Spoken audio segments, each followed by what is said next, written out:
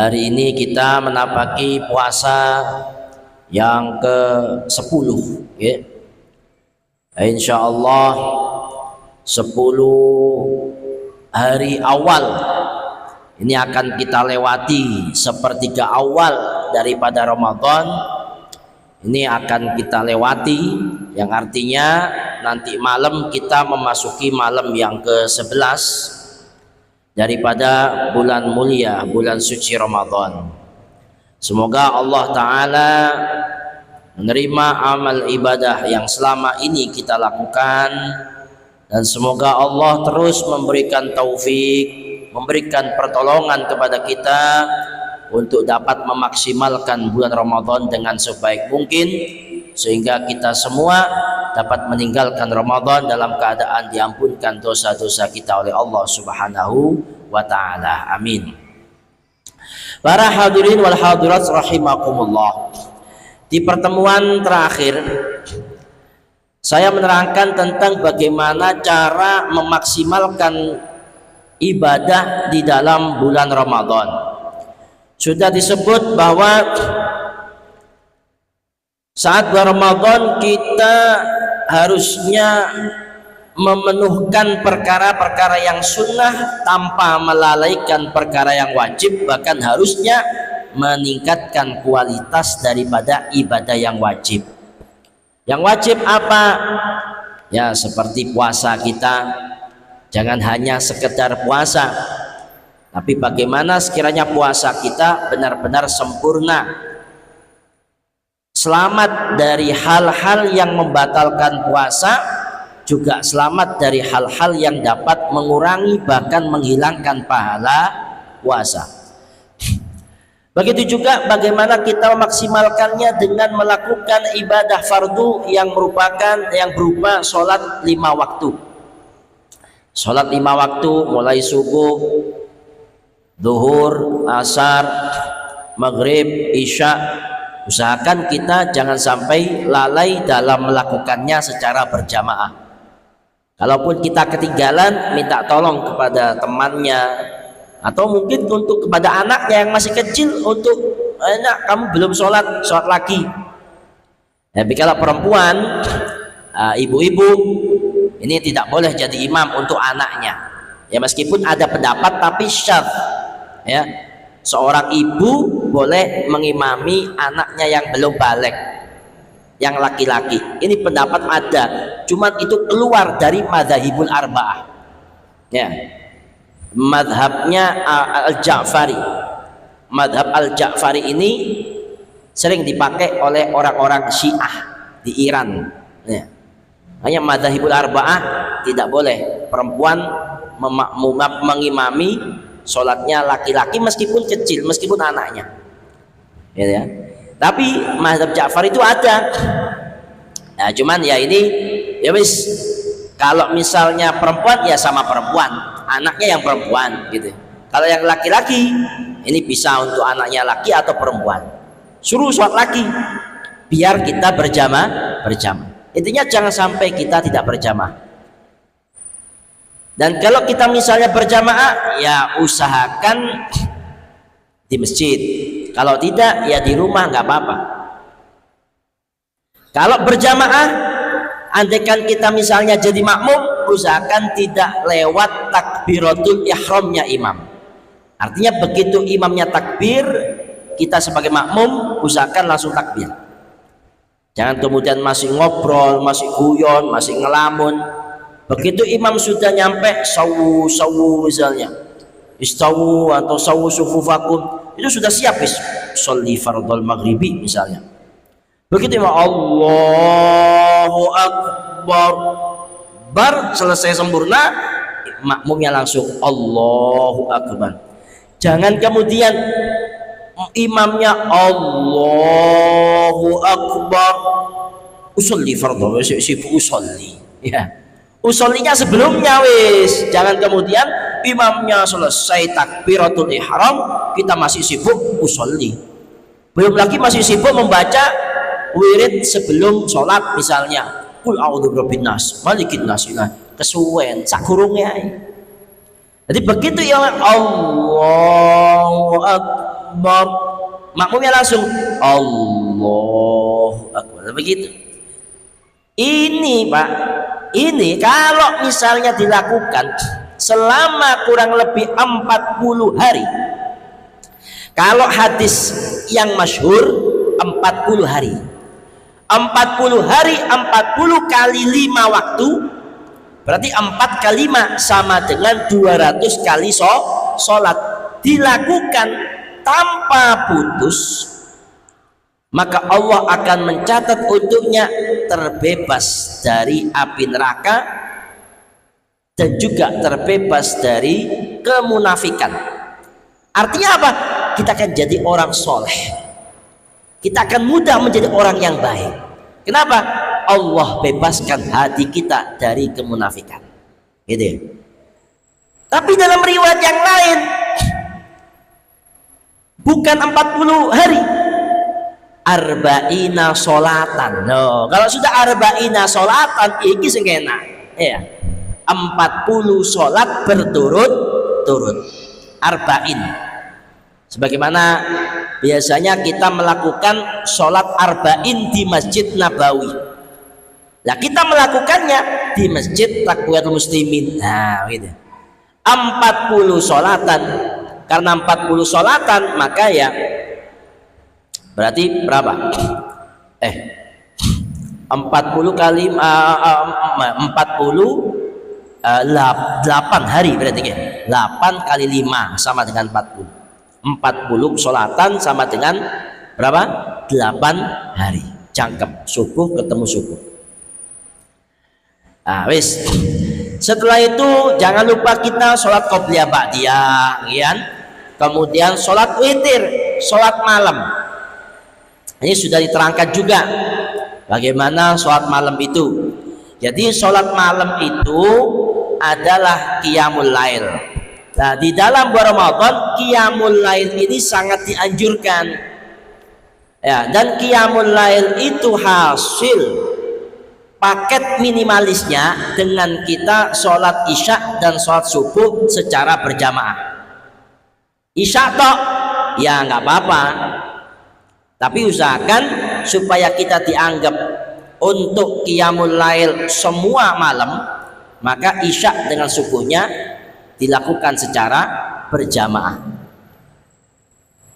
Lebih-lebih kemudian dia melakukan sholat sunnah ba'diyah isya, qobliyah subuh, luar biasa. Ditambah dengan misalnya dia melakukan sholat taraweh. Sholat taraweh sekali lagi sing jenenge taraweh itu 20 rakaat. Itu sesuai dengan ijma' para ulama madzhabul arba'. Kok ono sing kurang, maka secara bahasa gak disebut, secara istilah gak disebut sebagai sholat taraweh. Sholat apa? Ya qiyamul lail. Tapi apakah gak dapat pahala taraweh? Ya dapat saja. Sama dengan sholat sunnah qobliyah zuhur itu 2 rakaat yang muakkad. Kalau misalnya kita melakukannya 4 rakaat, ini sholat zuhur qobliyah itu 2 rakaat yang muakkad, 2 rakaat yang tidak muakkad. Artinya 4. Kalau kita 2, ya tetap oleh pahala. Sholat duha yang terbanyak 12 rakaat. Kalau kita melakukan 2 rakaat, apakah bisa? Oh bisa. Apakah dapat pahala sholat duha? Ya dapat pahala sholat duha. Cuman pahalanya sesuai dengan apa yang dia lakukan. Sama dengan taraweh. Kita tetap dapat pahala sholat taraweh meski sholat tarawehnya cukup 2 rakaat. Tapi apakah pahalanya sholat taraweh 2 rakaat akan sama dengan orang yang sholat taraweh 20 rakaat? Ya nggak sama. Pastinya makana aksaro amalan kana aksaro fadlan.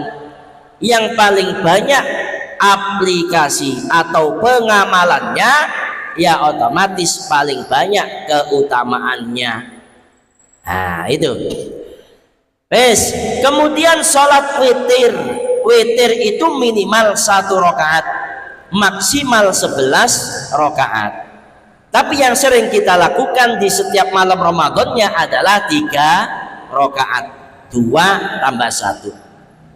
Atau ada juga yang melakukan langsung 3. Tapi jika langsung 3 rakaat sekaligus, maka makruh hukumnya kita melakukan tahiyat awal, tasyahud awal, karena nanti akan serupa dengan sholat maghrib. Makanya ketika kita melakukan sholat witir 3 rakaat langsung, setelah 2 rakaat tidak usah tahiyat awal, langsung berdiri. Loh, gak apa-apa. Mana yang lebih utama?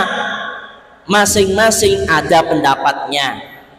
Imam Nawawi mengunggulkan dipisah, tapi Imam Rafi'i mengunggulkan digabung. Imam Rafi'i gurunya Imam Nawawi, tapi ulama ahli fikih banyak mengunggulkan pendapatnya Imam Nawawi. Nah, kan gitu.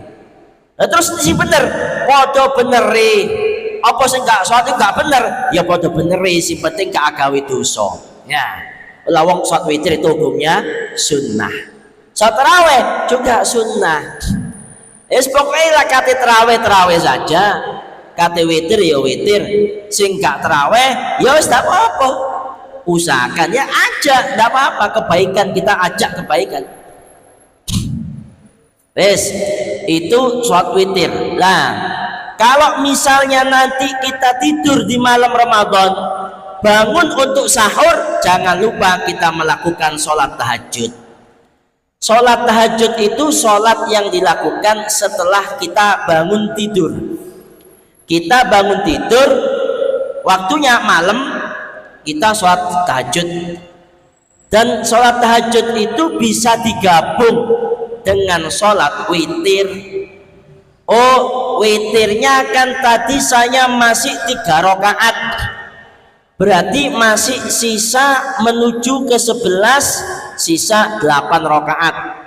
Ya wis, aku tak sholat tahajud plus witir 8 rakaat, 4 salam. Dapat pahala sholat tahajud, dapat pahala sholat witir. Ditambah lagi misalnya sholat hajat. Sholat hajat itu sama, bisa digabung dengan sholat lain. Jadi kalau misalnya sholat hajat tahajud digabung, ini bisa.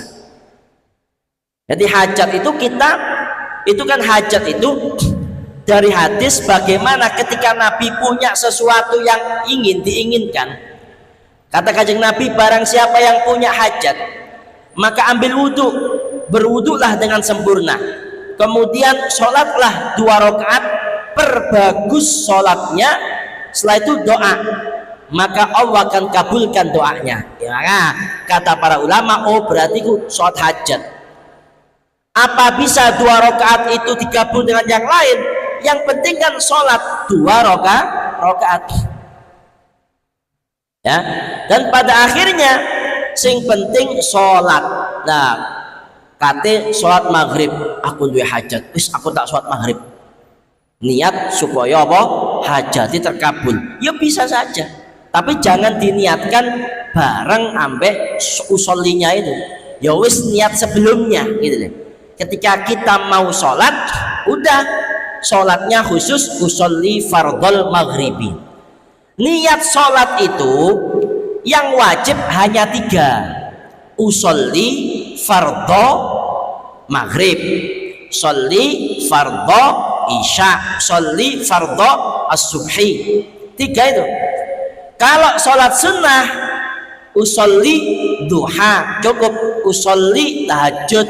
Lo sunnahnya gak usah, gak apa-apa, yang penting usollinya. Kenapa? Usolli itu niatnya, saya mau. Kalau di kitab malah ditambahi nawaitu usolli, nawaitu an usolliya, saya niat mau sholat. Nah gitu, nawaitu an usolliya bahasanya gitu. Para ulama kita menggampangkan, usolli cukup, usolli fardhu wajib. Lek misalnya sampean tidak mentakyin fardiyah, usolli zuhro, tanpa ada kata fardho, nggak sah sholatnya. Atau misalnya usolli fardho, zuhur apa asarnya nggak disebut, nggak sah. Ya tiga ini. Adapun mustaqbilal kiblati, nggak usah diniatkan sing jenenge sholat mesti madhab kiblat. Makmuman nggak wajib. Imaman ini wajib hanya bagi seorang imam di sholat Jumat saja. Saat sholat Jumat seorang imam wajib imaman. Jadi misalnya saya imam Jumat, maka niatnya usolli fardhul Jum'ati imaman lillahi ta'ala. Lillahi ta'ala nggak wajib. Imaman wajib. Sholli fardhul Jum'ati imaman ketambahan. Makmumnya nggak wajib, cukup imamnya. Nah, tapi lebih aman makmumnya saat sholat Jumat juga mengucapkan makmuman.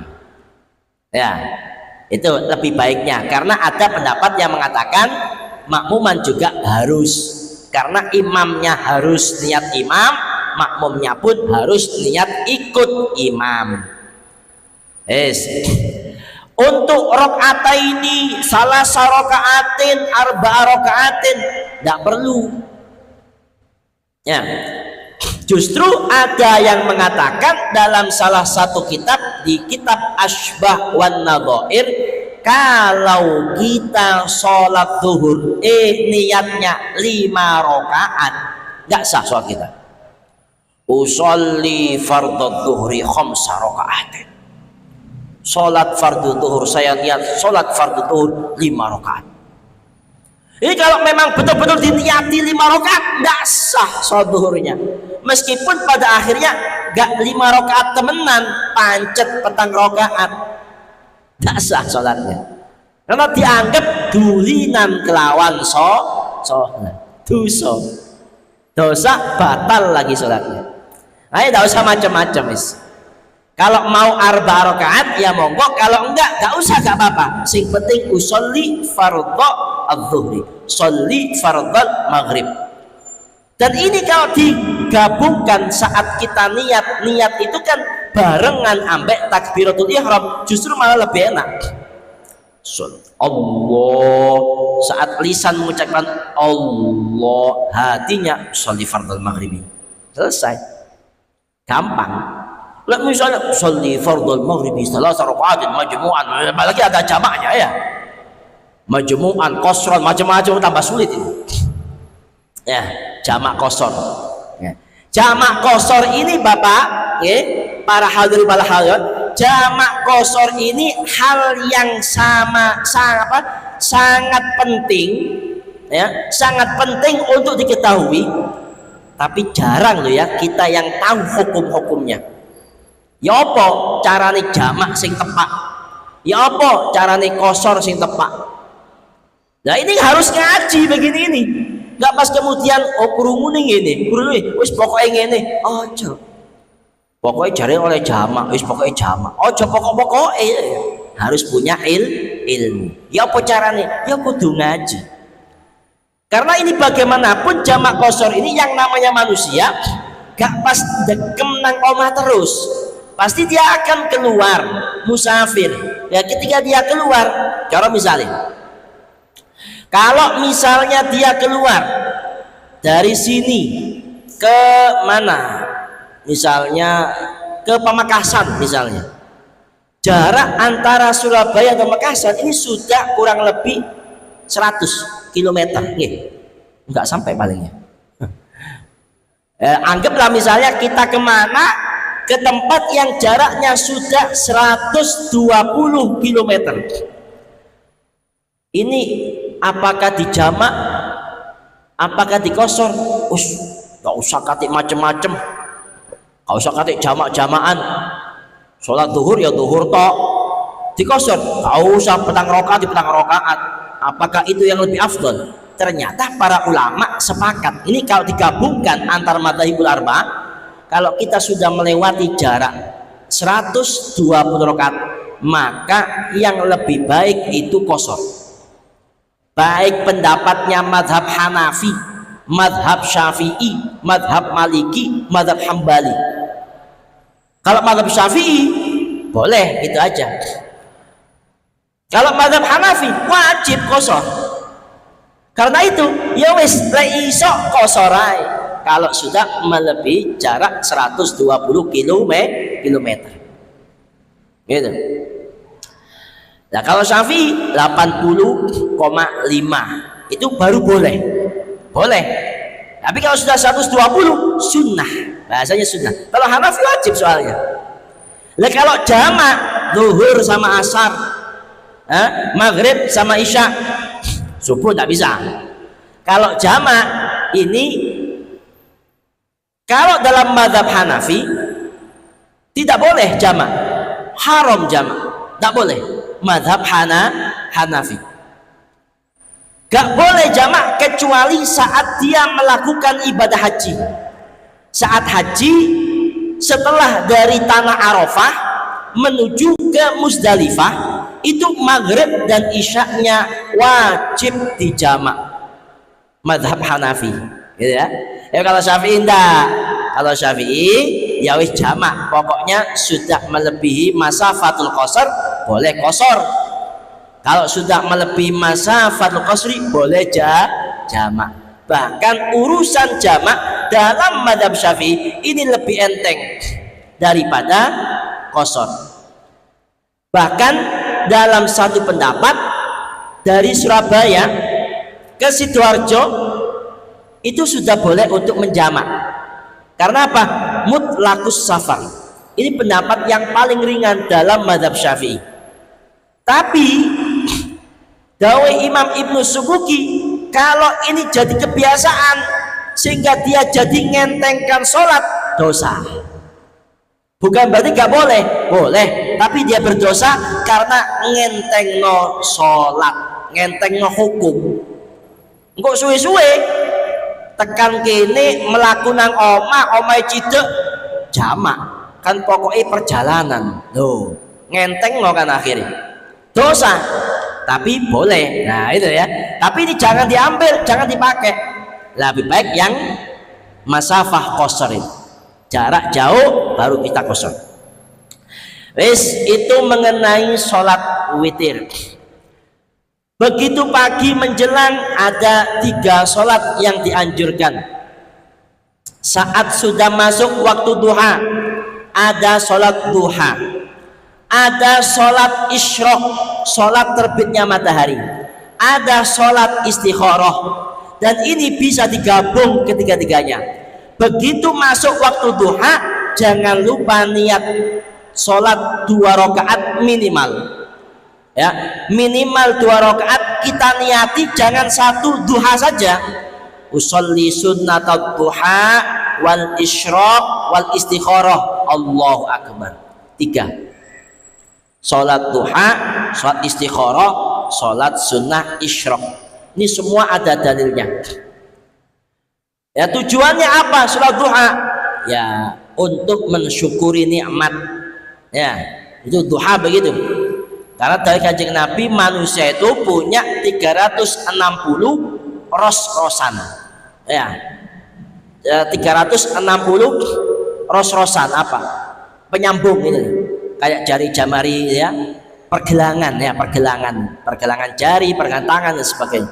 Ada 360 di tulang kita ini, tubuh kita ini.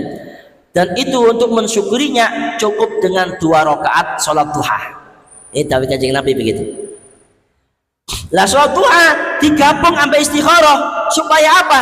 Istikharah ini minta kepada Allah agar supaya langkah kita ditetapkan kepada perkara yang benar, diberi pertolongan oleh Allah untuk memilih sesuatu yang benar, sing tepak.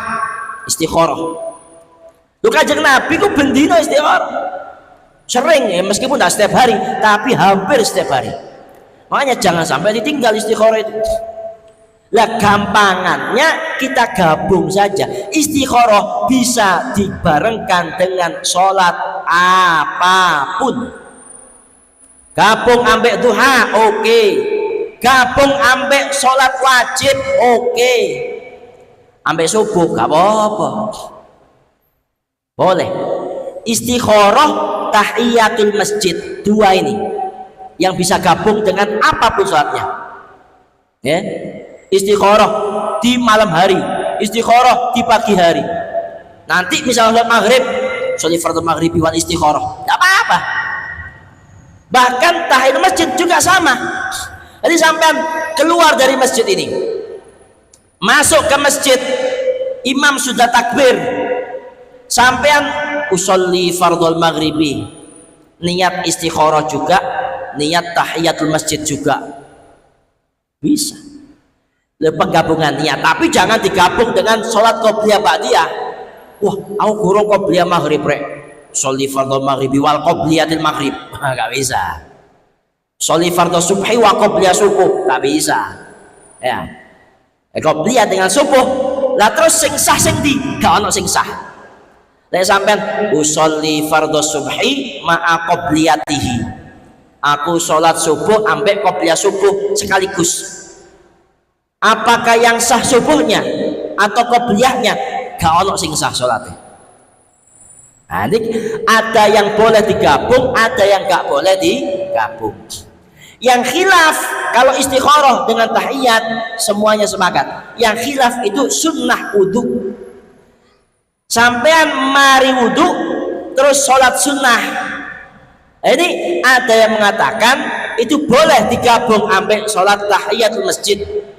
Ada yang mengatakan beda. Nah, kita ambil saja yang boleh digabung, sehingga sak marine awak dhewe wudu masuk masjid niat 3 langsung utawa 4 langsung, sama-sama dapat pahala. Syaratnya asal kita niatkan. Lek gak niat gak oleh pahala. Ya, sama kita duduk di sini. Sampai niat ngenteni sholat ya oleh pahalane ngenteni sholat kok. Tapi lek sampean ngenteni sholat ambek bareng duduk di majelis ilmu, terus ambek ngenteni sholat, terus ambek niat iktikaf, maka dapat pahala. Masing-masing niat itu dapat pahala. Justru yang membuat para ulama zaman dulu ditinggikan derajatnya oleh Allah Ta'ala, diparak mau ambek Gusti Allah, itu karena niatnya banyak dan itu semua berpahala. Senggarane beda mungkin awak dhewe turune padha. Orang yang alim, orang yang tidak berilmu, salate padha. Turune padha, mangane padha mangan segoe, tapi kualitasnya berbeda. Kenapa? Niatnya yang beda. Satu dudukan seperti yang sekarang ini itu bisa ada 70 niat. Itu kalau misalnya diniatkan semuanya, maka masing-masing daripada yang diniatkan dapat pahala berlipat jadi 70. 70 niat dikalikan 70, duduk tok banyak sekali. Niat misalnya ya, niat nuruti Gusti Allah, niat meloi Kanjeng Nabi, niat meloi para sahabat, niat meloi para ulama salaf, niat melok ulama-ulama sing pernah lungguh nang kene. Kuwi kula diperinci wae. Dan masing-masing itu diniati oleh pahala. Nah itu lah. Justru bihusni niyah, dengan bagusnya niat.